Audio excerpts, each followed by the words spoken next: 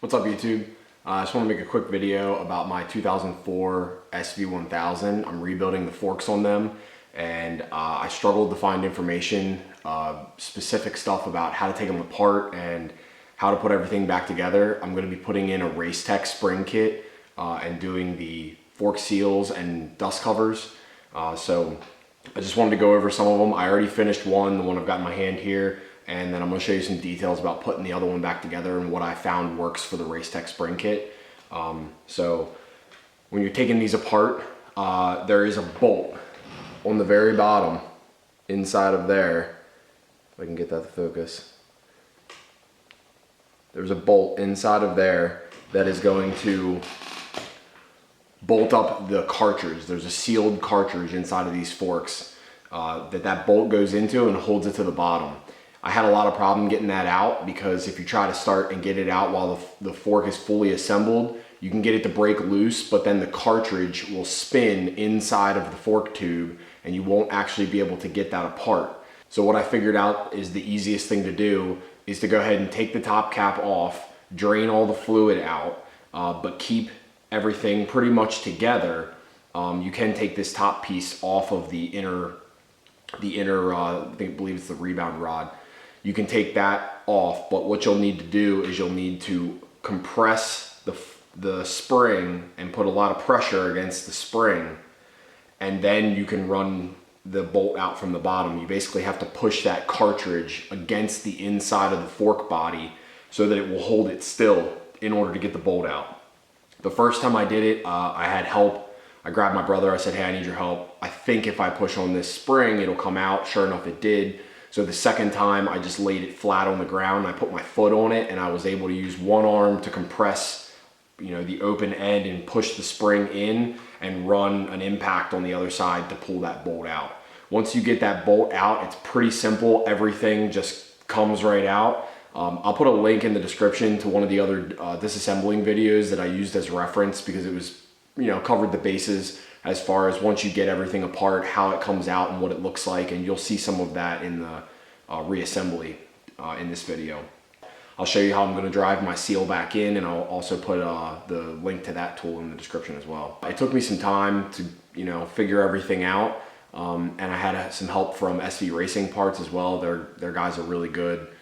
Blair from them helped me out a lot and was really good replying to my emails and giving me the information that I needed. So I never even had to contact RaceTech at all.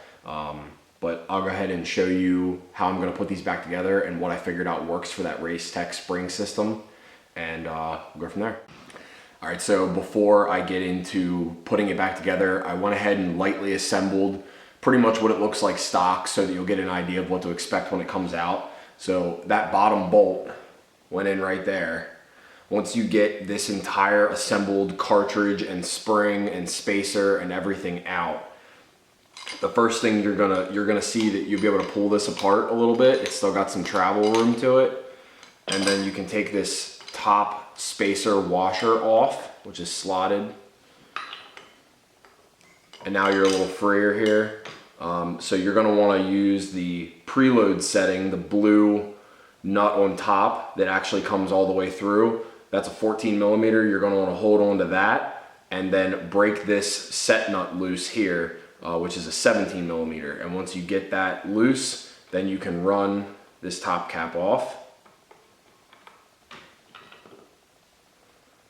And now if you've drained all the fluid out of this already, this is gonna wanna fall. So be careful of that. But if there's still fluid in there, it's gonna be running out of the bottom.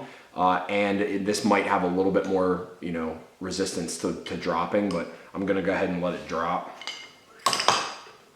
Then there's this spacer, the stock spacer. When I put this back together, I'm gonna be making my own spacers so that I can retain these and not cut them, because the RaceTech instructions do tell you to cut the factory spacer. And then this is the stock spring. As you can see, this is not a linear spring. It's a progressive spring that's a little softer at the bottom and harder at the top. The RaceTech spring will take care of all the things that you don't like about this spring. And then you're pretty much left with the sealed cartridge. There's really not anything to do with this other than clean it. All right, so I have everything laid out here that came with the bike, stock parts, and the RaceTech parts that I'm going to be installing. This is everything you're going to need. First thing I'll start off with is RaceTech sends this kit of washers with this piece of paper in here that specifies which one to put where with a really terrible picture. For my bike's a 2004 SV1000. I found this exact thing on RaceTech's website, and this picture, when you can see it clearly, I believe is supposed to be the top of this cartridge, but this one and the one in the picture are completely different. So I'm not going to be using any of this. And then the other main difference is that there are no washers that sit here from stock. There's no washer underneath the spring here, and there's no washer that goes on top of it. You just have that plastic tube that has a, you know, smaller end on it that fits inside the spring. So there aren't any washers stock. But I'll show you in a minute why I am going to use some washers because of the way the new spring sits. It's a little bit larger.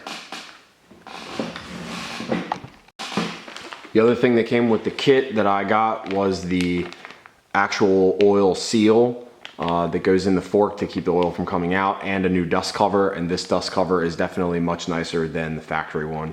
So go ahead and replace them. Might as well while you're in here. You'll be retaining this top washer over our new spacer that we're going to make. And then there are a couple of pieces here. This is the bolt from the bottom of the cartridge. This sleeve sits at the bottom of the cartridge. You'll see that, I forgot to mention that. That sits in there like that. So, like that. So you'll need to make sure that when you put that back in, you probably need to put it upside down to get it up in there, and you'll feel it'll wedge into a spot nicely. So we're going to be reusing that. And then there is also some type of bearing that sits between, it goes around the inner fork tube and goes inside of the outer fork tube. And then there's a washer with that as well. The washer will go on top. You'll see all of that when I put it back together. And then I've got 7-weight fork oil that I'll be putting in. And I had a very helpful friend of mine 3D print me this seal driver tool. So I had him make me a 46 and a 47 millimeter. The inner tube they call it a 46. This is labeled as a 46, the seal. So the 46 just seemed a little bit small, so I liked the way the 47 sat a little wider around the lip. I'll try to get a shot of that. There is a Motion Pro 46, 47 millimeter tool that you can use, the seal driver, but I didn't want to spend 50 bucks to just rebuild these one time, so I went ahead and got this done. I'll throw a link in the description of where you can find this. I just found it on Thingiverse, and my buddy had a 3D printer, and I was like, hey man, can you print this out for me? So he made it with ABS and did a 70% fill in. I don't know a lot about 3D printing, but he tried to make it a little beefier, and that seemed to work perfect. And then I dug through the shed and I found a piece of 2-inch PVC Schedule 40, and I'm going to use this to slip over top of the inner fork tube and hit on my seal with a dead blow, and that'll get the driver, or I'm sorry, that'll get the seal drove in nicely.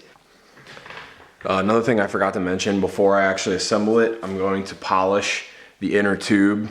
Perfect time to do it, just to make sure everything's nice. Since you're putting a new seal in, you want to make sure that this is all nice and smooth, doesn't have any blemishes or any debris or anything like that that might mess up that new seal that you're putting in. So I went ahead and cleaned it really good, got everything off of it, and then I'm going to use 2000 grit 3M wet or dry sandpaper and just cover everything with WD-40 real good and give it a good sanding.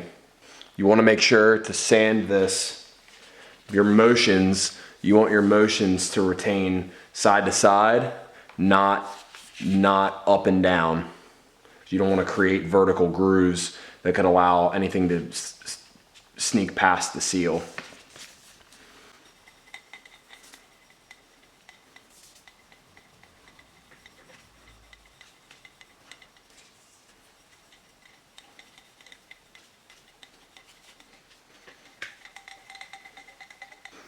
My fork tube was in pretty good shape, so I'm not gonna go overkill with it or go crazy.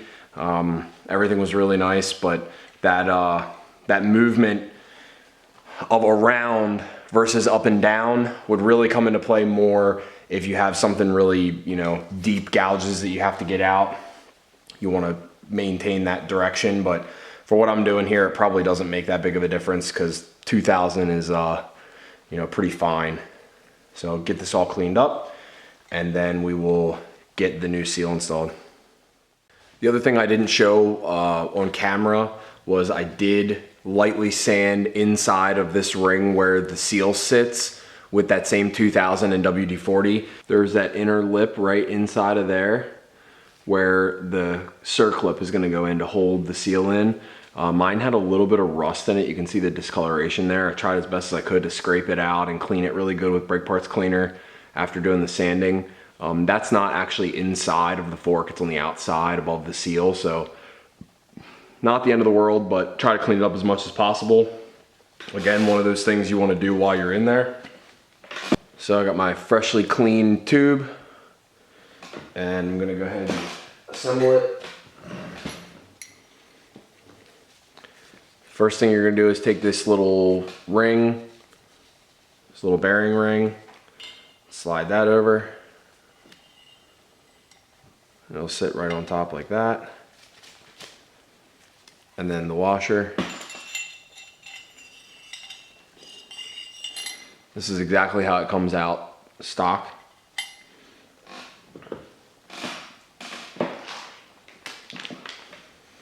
I'm gonna take the new seal.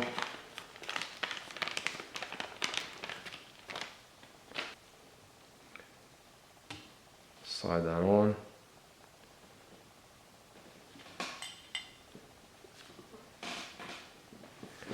Get my outer tube.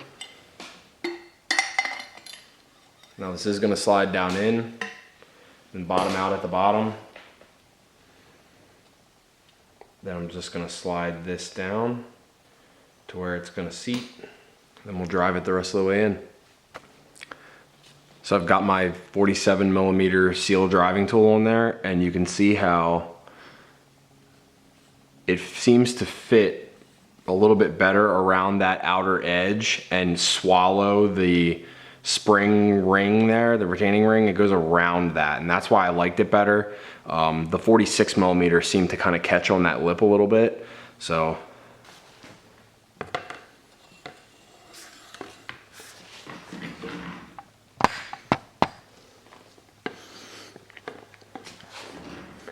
you're gonna have to whack on this pretty hard. It kind of made me uncomfortable how much I had to hit it, but just remember you're only driving the seal. The inner tube is free in there. It's inside of this pipe here. You're not actually putting any pressure on that. It's just sitting at the bottom, and it slides in and out of that seal. So it's really not a big deal, but gotta whack on it pretty hard to get it to seat. And I'm just using a standard dead blow that has a little bit of sand in the head.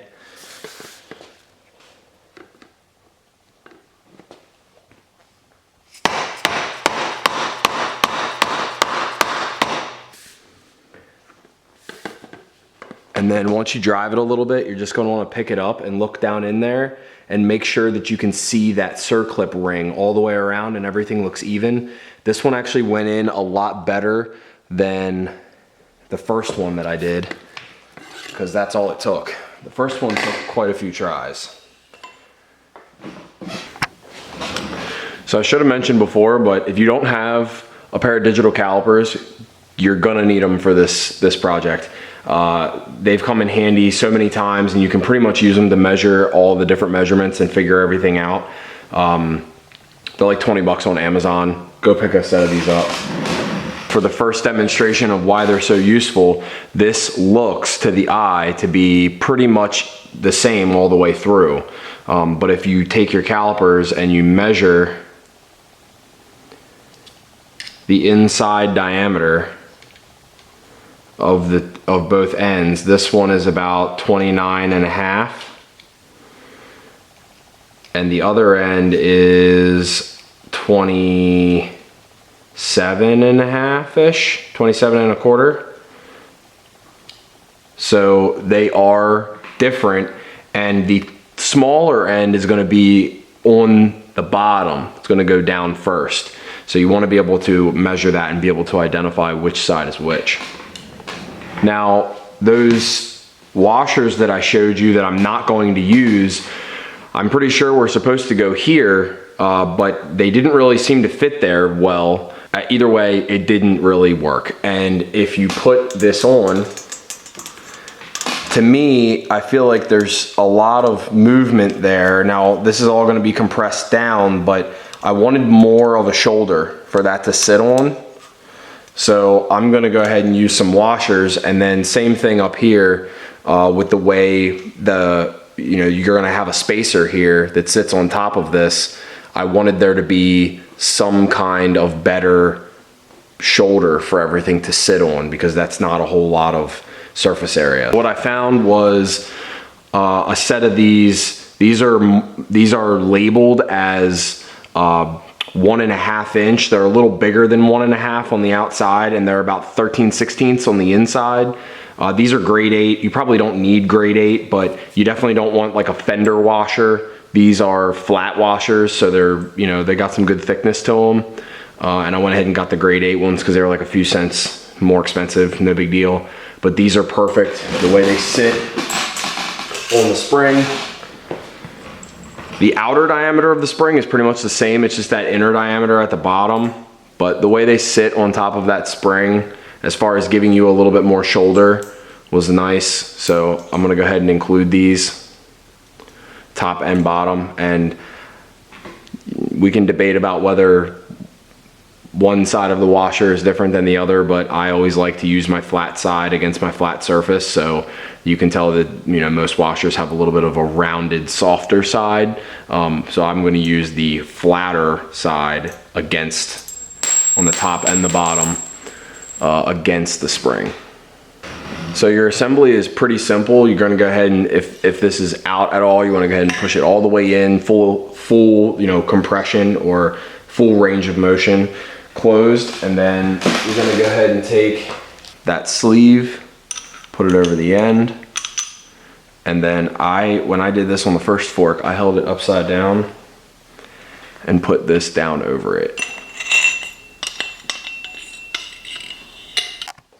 All right, so what I did was like I showed you, I put this end down over top of the bottom of the cartridge, but then once I got it in there to make sure it was in that little sleeve at the bottom, I went ahead and turned it upright and shook it a little bit, and you'll hear it drop into place. And at that point, you'll know that you can go ahead and put your bolt in at the bottom.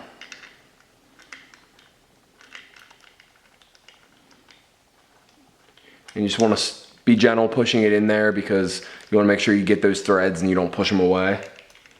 When I put this back together on the first fork, this bolt under here went ahead and just tightened up, and I was able to tighten it, no problem. Didn't have any problems with the inner cartridge piece spinning at all. But of course, now that I'm recording it, it wants to be difficult, and I've got it all the way up in there, but I can't really get it tight. So I'm gonna go ahead and use the same method that I used to get it apart, and that's just to put some pressure from the top against it so that it can't spin. So I'm gonna go ahead and take one of these washers. You can pull this guy up out of here. I'm gonna put this washer over, let it go down in, and then I'm gonna take my new spring, slide that in. Now that sits right close to the top, so I just need to put some pressure against that spring right there in order to keep the internals from spinning while I tighten it. So let me get this all set up, and then I'll show you how I'm gonna do it. All right, so I have a piece of PVC. This was a botched attempt, my first attempt at making a spacer. So I'm just gonna use this scrap piece, and I'm going to take this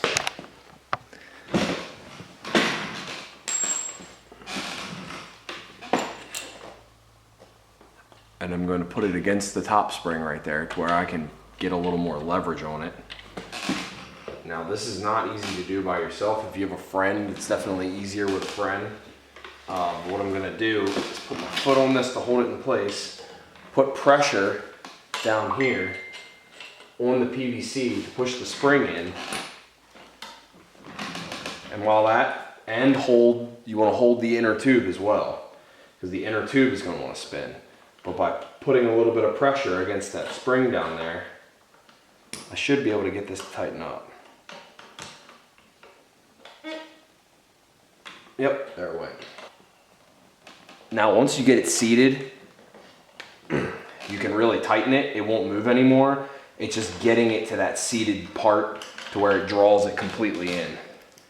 All right, so now the bottom bolt's tight. Go ahead and pull this back out. Now if you have everything ready to go, this would be when you would fill and measure your fluid, but I need to make the spacer to go up here to replace the factory spacer. So what is recommended by RaceTech is 10 millimeters of preload on the spring while the fork is assembled. So that's not taking into account the additional preload that your SV1000 has right here. I'm 180 pounds and I am using a 0.95 spring, and it is recommended by RaceTech to use 10 millimeters of preload. So I'm gonna show you how I got to that. Okay, so in order to figure out what spacer you need, it's gonna be a little different on this bike than it would be from what RaceTech recommends that you do, because they want you to measure from the cap lip down to the top of the spacer washer, which in order to figure all these measurements out. But the thing to keep in mind here is that this washer right here, that one that has the little notch in it, or the slot, that is actually where your spacer is going to sit against, not up inside of the cap. So you need to make your measurements and figure out your measurements from the bottom lip of this spacer, or washer rather, to figure out your spacer length down to here. The first thing you want to do is you want to set this distance right here. This is threaded, this rod is threaded, and there's a lock nut, or a, like a nut that pinches against the top cap, which is actually this blue piece that goes all the way through. So I got this pretty close. I put the top cap on almost all the way down and then backed it off just a few to give me a little bit of thread down here. But this does ultimately determine your length, your measurements. So you need to set this first. So I set mine from the bottom of this nut to where the threads stop right here is 5.8 millimeters. So I set that, measured it with my calipers, and then just hand tighten these two together so that they don't move around. And then from that point, you can take your measurements. So once you have this set, from the bottom edge of this washer to the top of this washer, and that was 100.5 millimeters. So then you have to take into account how much this is going to get compressed, because this is not going to sit like this. It's actually going to sit compressed somewhere in here where the cap screws into the tube. So now that I have my distance from here, I need to figure out where this is actually going to sit. So all the way out, 100.5 millimeters. And then if I bring the inner tube all the way up and I'm pulling the rod all the way up, it's kind of hard to do at the same time. You're gonna measure from this underside seating lip right here to the top. So you wanna measure how much is this going to go in when this tube is all the way extended, so that you can measure, because you can't measure it from the outside when it's all threaded in, right? So that was 33.5. So from here to this lip, 33.5 millimeters. So now I know that when this is all the way up, this will come down 33.5 millimeters lower than what my all the way open setting is. So that leaves me with 67 millimeters. So that would mean that if I took a 67 millimeter spacer and put in here and assembled everything, I would have zero preload. It would make everything contact, but I would not put any pressure or any preload down on the spring. So simply just add 10 millimeters to that. That's 77 millimeters. So now I know that a 77 millimeter spacer in here will apply 10 millimeters of preload to it. All right, in order to make my spacer, I'm going to use a piece of 1-inch Schedule 40 PVC. The 1-inch pipe is the perfect inner and outer diameter to mimic the factory spacer. I was able to pick up a whole piece of that for like $5 at the local hardware store. So what I'm going to do is I'm going to use my calipers and measure in from the end 77 millimeters, mark it with tape, and then draw a line around it with Sharpie so that I can then peel the tape off, and the line where the tape came off is my 77 millimeters, because you have to take into account when you're talking, you know, such small finite measurements like millimeters, the width of your cutting blade is going to take some off. So I'm gonna measure it out so I know exactly where 77 millimeters is, and then cut past that line and file it back so that I can get it exact. The best case scenario here would be to use the factory end of the pipe, but I already cut the one factory end off on the first spacer, and the other end of the pipe doesn't look very good. It had a pretty rough cut, so I went ahead and cleaned this up, got it as straight as I can get it, as you know, square 90 degrees all the way around.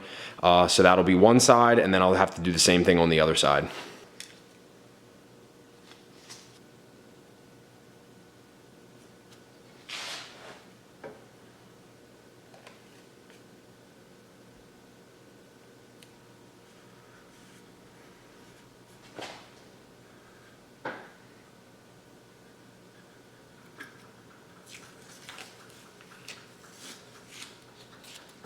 So I ended up with a pretty close line there. So I'm gonna go ahead and cut past it, and then I'll flip it around in the vise and file down the other side, get it looking real nice.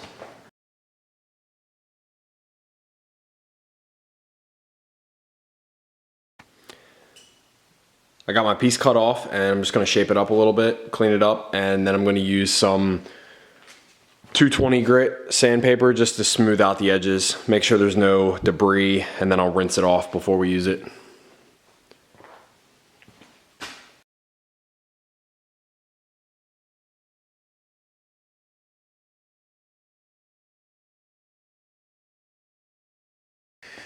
One minor little modification we have remaining in order to get this to work. This piece, this washer, is gonna sit in the top of this, but it just ever so slightly doesn't want to sit in there.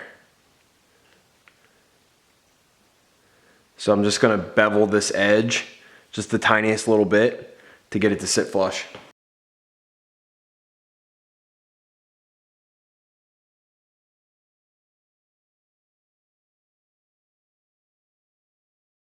Since this spacer is, you know, being compressed, when the fork is being compressed and it's under that force, I really try to take just enough off of here as to not ruin the integrity of this piece, but just to allow this to sit nice and flush in there. So it's actually still just a little bit tight, but that's actually fine. It seats all the way around, so no problem. That looks good. Get it washed up, and then we'll go get it installed.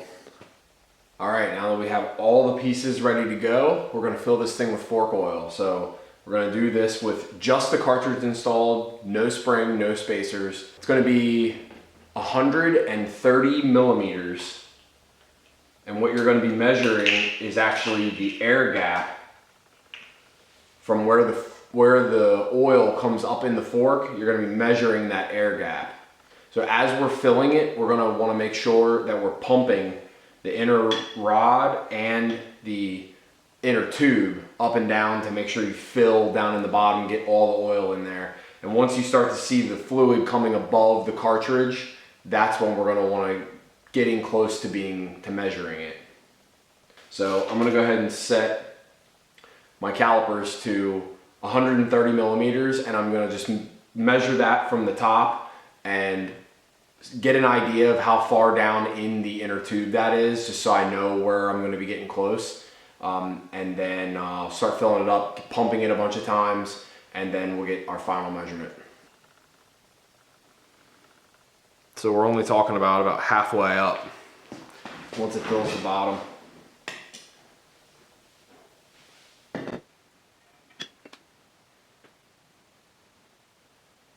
I'm pretty much filling it up until it covers the cartridge, and then at that point we can start pumping and get the fluid flowing, get all the air out. Alright, so I've pumped it quite a few times now. Seems good, so I'm going to go ahead and get to the level that I need to be.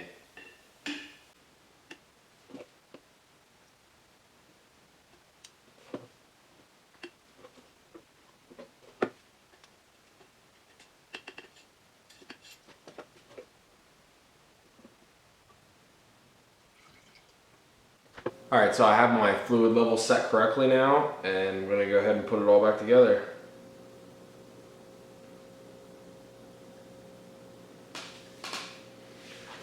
When you drop this first washer in, don't be in front of it because it will splash. I'm going to tilt it just a little bit so it slides softer. And it splashed anyway.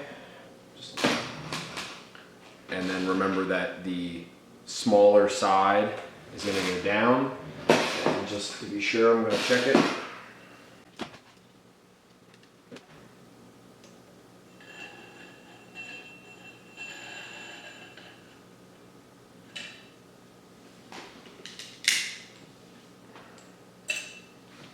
Top washer.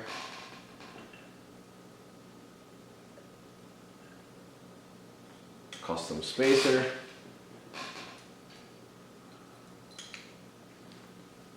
Washer on top of the spacer.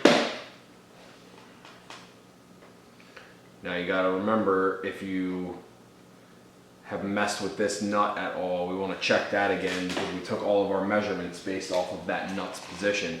And you can use that nut and the position of the top cap to adjust your preload slightly, but I decided I wanted to keep it static and make it all based off of the spacer.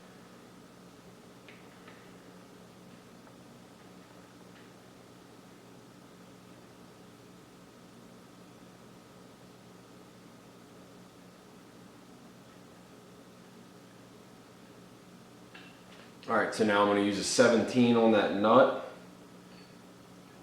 and this whole thing is being tightened with the preload screw, so just give them a little snug together. Doesn't need to be anything crazy, just enough that it won't come apart on its own. And remember, this fork tube is still all the way down from where we set our oil level, right? So now we can bring that back up. And if you want to check what your preload is, I'm not threaded in here, and I can push down just a little bit and see it come back up.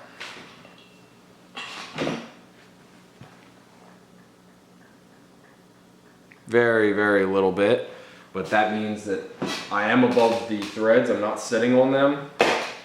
And then I can grab my calipers and measure the distance between the top of the tube and the seat, and it is 11 millimeters. So from cutting the tube and taking the measurements and everything that I did, I was 1 millimeter off in my my calculations. Not too worried about that, and we'll go ahead and screw this down. So I hope you found this video to be helpful. I couldn't find a lot of information online, so that's why I made this. I don't usually make videos, but wanted to give back to the community a little bit. So hope you enjoyed. Be safe out there riding.